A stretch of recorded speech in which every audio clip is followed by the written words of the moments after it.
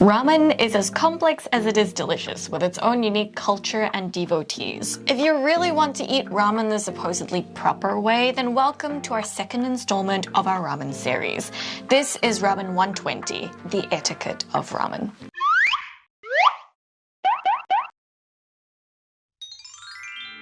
Among fanatics, ramen is considered a form of art, and just like there are unspoken rules when you go to a movie theater or visit an art gallery, the same applies to ramen, which many have dedicated years of their life to studying, researching, and perfecting.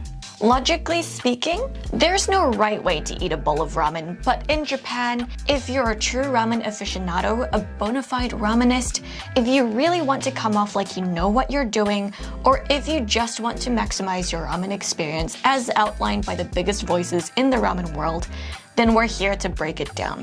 From how to navigate a ramen restaurant, placing an order, and how to eat your ramen. Queuing.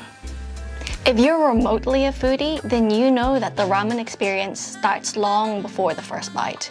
In fact, it starts before you even set foot in the door. Japan loves getting their hands on the next big thing, and thanks to social media, there is always a list of must-try restaurants with long queues at peak times. And once it starts, it doesn't stop. The queue gets attention and the lines get longer.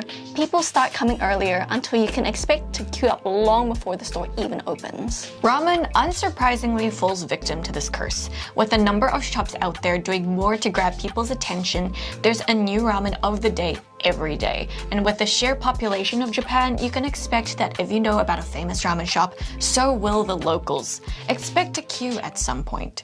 If you do, there are obviously rules, especially in Japan, but they're pretty basic. Don't cut in line. No saving a spot in line. Anyone in your party who arrives late has to go to the back of the queue, or your whole party should join the back of the queue. Don't sit down on the ground in the queue. Roads, alleys, or hallways that queues occupy can be quite narrow. If there are actual seats, please feel free to sit. Some ramen shops have a system where you sign up for a time slot to dine, but in our experience, restaurants usually get rid of the system very quickly in favor of first come first served, as you can't predict how long people will stay in a ramen shop, so it's difficult to be accurate with time slot estimations. Ramen shop layout.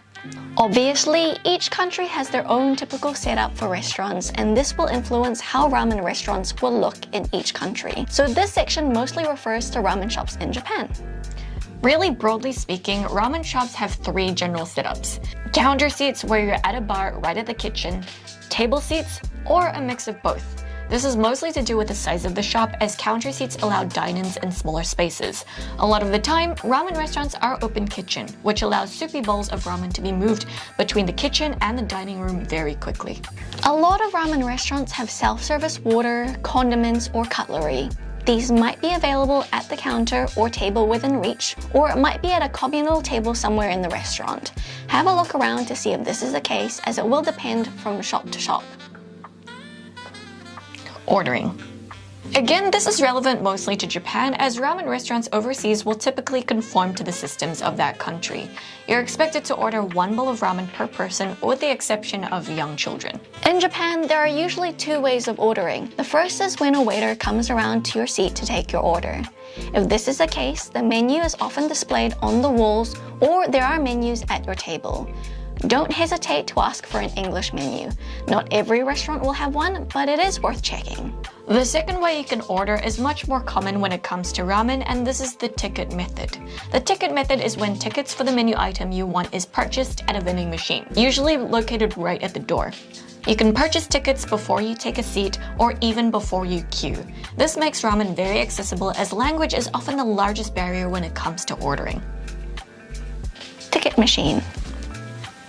Ticket machines can be digital, which likely will have language options, so if you select your preferred language, it's pretty intuitive to use for placing your order. If they're not digital, the items you can choose are on the buttons, either as images or as text. Ticket machines are usually in sections which are often separated by colors. You can expect the first section to be the ramen menu, whether it's different flavors or different sizes. Then there are usually sections for toppings that you can add, side dishes like gyoza, and drinks. Note that this is not always the case. The issue with manual machines is that sometimes the text is only in Japanese, which adds complication. No one wants to hold up a queue while trying to figure out what it is you should order. Here is the best tip to ensure you choose a good bowl of ramen every time, regardless of which shop you go into, without even thinking. Choose the first ramen on the ticket machine at the top left corner. And for those who have trouble with left and right, the top left is where you would start reading a paragraph in English. Sometimes this is just a standard bowl of ramen with basic toppings. Sometimes it's one with extra toppings. Regardless, the first menu item is usually the bowl of ramen that the shop wants to showcase as their number one. It's the star of the show, their headliner, the one they want you to get the most. Not necessarily because it makes the most money, but because it's the one they're most proud of. It showcases their efforts and skills, and honestly, if the number one is just a moneymaker and people leave disappointed, that would destroy a restaurant's reputation in such a competitive market. That's why it's a pretty reliable tip to get the first item on the menu. Once you have your tickets, pass this on to the staff who approach you. Customization. Some shops allow you to customize your ramen. The most famous example is Ichiran Ramen, where there's a form to fill in. For Ichiran, you can select the strength, which is how salty the soup is, the richness, which is how fatty or creamy the soup is, the garlic, the spring onion, the chashu, the spice level, and the noodle texture. There's usually some indication of what is normal or recommended, but the customization options allow you the freedom to choose without judgment. If you're not sure what to order, follow the recommendations. The other way you can customize is a bit of a secret. This is to do with the culture of a particular style of ramen or possibly ramen restaurant, so it's really for the ramen obsessed or for those who are very knowledgeable about ramen culture. One of the most famous examples is the chain Ramen Jiro, known for their excessively large portions of ramen. When the store staff asks how much garlic you want, it's the cue to customize the garlic, vegetable, back fat, and tare that you want added to your ramen. ベタ生ネギ多め。生麺。ありがとう。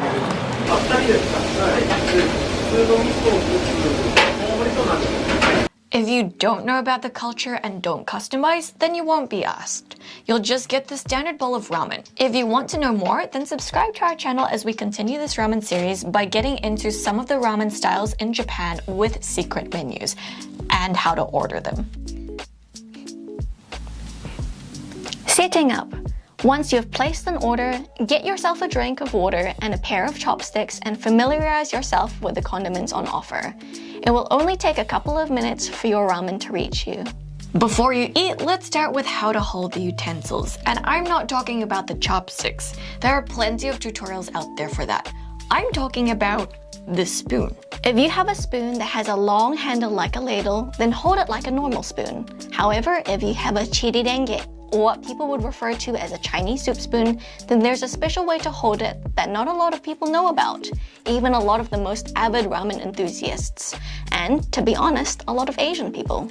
Don't come at us for this, because we didn't come up with this. Chirirenge are typically a little bit shorter, which makes it awkward for eating if you're gripping it like a normal spoon.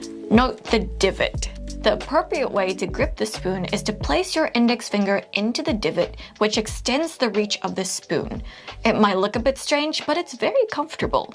Give it a go, but if you forget, then you'll just join the majority of people who hold it like a traditional spoon, and that's okay too. When your ramen arrives, you'll be ready. If you're at a counter seat, they will place it on the counter, which you can then bring down in front of you by yourself. First impressions. Pop quiz. What is the first thing you should try when you eat the ramen? The answer? The soup. Ramen takes a lot of effort to make, and ramen chefs have essentially dedicated their lives to this culinary art, taking care to choose the ingredients and prepare them in such a way that they view it as their perfect bowl of ramen. If you've watched our Ramen 101, we've already established that the noodle makes ramen, but the art is in the soup. That's why, to fully appreciate the work that goes into making a ramen, try the soup first. At this point, don't add any additional condiments or toppings just yet. Pick up the spoon, dip it into the soup, and observe the color, thickness, and clarity of the broth. You can blow on it a little, but don't let the soup cool down too much or the fat will begin to thicken. Then, take a sip, slurping it quickly and sharply, like you would for wine. Taste all the work that went into making the ramen, the broth, the tare, and the komyu. Then, switch the spoon to the non-dominant hand, pick up your chopsticks, gently loosen up the noodles, and dig in. The slurping ordeal. You've probably heard that slurping isn't considered rude in Japan. This is true for ramen and other noodles. It's encouraged and in fact expected that you slurp noodles when you eat ramen. Slurping does a number of things. Number one, it cools down the noodles, so you can get the noodles from the bowl to the mouth quickly, which keeps the soup clinging to the noodles. This is really important for the full ramen experience, as this is one of the things that a chef considers when creating the ramen. You get a balance of the flavor and the mouthfeel of the soup with the texture of the noodles. Number two, it aerates the soup. A lot of the flavor is determined by the smell, so by circulating the air through your oronasal passages, it carries with it aromatic compounds that help you to taste flavors that your tongue can't. Slurping noodles, however, can be a bit tricky. It's different from sucking up spaghetti in the way that kids do that leaves all the sauce residue around your mouth. Slurping is so integral to consuming ramen that the global ramen chain Ippudo actually has a campaign to promote ramen slurping, which you can find on their Japanese website, which we will link in the blog post. If you want to look like you know what you're doing in ramen shops, you want to avoid that awkward method of feeding noodles into your mouth with chopsticks, like you're forcing a wrinkled note into a vending machine. Heaven forbid that you bite the noodle and cut it short, leaving a bunch of short strands in the bowl. It takes practice, but the best way we can describe slurping is the same way you'd sip a really hot drink in the most obnoxious way possible. Don't breathe in through the nose. Everything is through the mouth. If it's too hot to slurp the noodles straight from the soup, or if slurping straight from the bowl is tricky, then you can place the noodles on your spoon and eat it from the spoon. You can also dip your spoon in a little bit of soup and add toppings to it, like making a mini bowl of ramen for the full experience. If you want to take your slurping to the next level, then bring your mouth down to the lip of the bowl and slurp like you're sipping directly from the bowl itself. This is something we've seen uncles and older men do, so it's probably a bit slovenly, but it reduces any spluttering or splashing, and having the idea of sipping from the bowl might help in getting the slurping technique. The halfway point. While this isn't really discussed a lot, we notice that Japan has this concept of changing the flavor at the halfway mark. This is usually for meals or dishes when it's just one big portion of the same thing, usually on the cheaper end, like curry or ramen. The point is to first enjoy the dish as intended before adding any flavor-changing condiments. This keeps you from getting tired of the taste and allows you to enjoy your dish in your own way without insulting the chef. At every table or within reach of the counter, there's likely a set of condiments like pepper, chili oil, vinegar, pickled vegetables, ginger, or garlic, just to give a few examples. Go wild. The condiments are there for a reason. They've been chosen by the ramen chef to enhance the ramen experience. If you want it spicy, add some chili oil. If it's too rich, then add a bit of vinegar. It's entirely up to you. While there's essentially no rule to follow in terms of making it suit your taste, there are sometimes some recommendations. Again, subscribe to learn about the common toppings for each ramen variation. Finishing up. A portion of ramen is designed to be finished off in one go. Most people finish the toppings and the noodles and leave some of the soup behind, which is fine. The soup can be pretty salty on its own, and of course, it can be quite filling to drink a whole bowl of liquid. That's where the rice comes in. For people who want to stretch that bowl of ramen and finish the soup, some ramen shops offer bowls of rice. A lot of people add the rice to the leftover soup and eat it like it's a porridge. This isn't universal and can be sometimes considered a bit vulgar. It's probably as divisive as dipping your pizza in ranch. Some people consider it the best way to eat it, some people consider it acceptable, and some think it's absolutely disgusting. You might not see it in a Michelin-star ramen restaurant, but it is a popular practice for ramen soups which are richer or saltier, like Sapporo miso ramen, or in regions such as Kansai. Kanshoku. If you really love a specific bowl of ramen, then some ramen enthusiasts will show the chef their appreciation by finishing the bowl completely, soup and all. This is called kanshoku. If you look at pictures that people take at ramen restaurants on Google and there are a lot of photos of bowls completely drained of their soup, you know that the soup is exceptional, pairing well with the noodles, not too rich and not too salty. Don't feel obliged to do this. You can pick up the bowl and drain every last bit of soup to show your compliments to the chef. Packing down.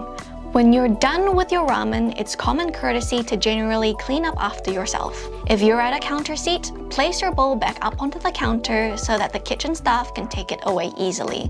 Place any tissues you use on the side of the bowl so that they don't need to fish it out of the soup, or sometimes there's a rubbish bin in the dining area for you to throw it away yourself. If you're at a table, then the staff will clear it away for you.